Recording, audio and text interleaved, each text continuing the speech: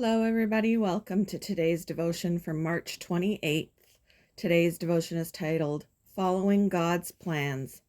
The Bible reading is from James chapter 4, verses 13 to 17. Now listen, you who say, today or tomorrow we will go to this or that city, spend a year there, carry on business, and make money. Why you do not even Why? You do not even know what will happen tomorrow. What is your life? You are a mist that appears for a little while and then vanishes. Instead, you ought to say, if it is the Lord's will, we will live and do this or that. As it is, you boast in your arrogant schemes. All such boasting is evil. If anyone then knows the good they ought to do and doesn't do it, it is a sin for them.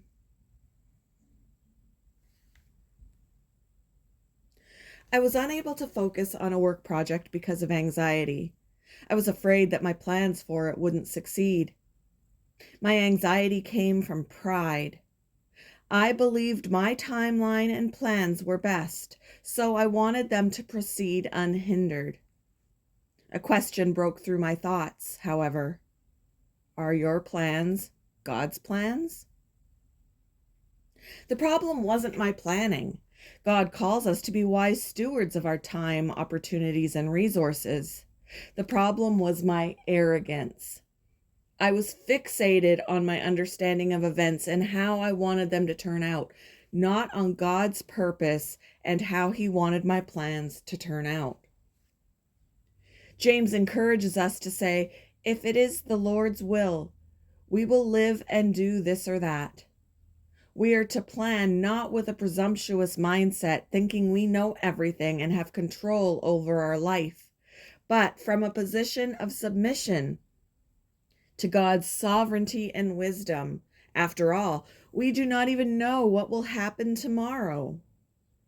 In our humanness, we're helpless and weak, like a mist that appears and then vanishes. Only God has authority and power over everything in our lives. We don't. Through the scriptures and the people, resources, and circumstances He allows each day, He guides us to live in submission to His will and ways. Our plans aren't to come from following ourselves, but from following Him. When you make plans apart from God's leading, what's the outcome? What plans can you submit to His authority? Thank you for joining me for today's devotion, and I hope you all have a wonderful day.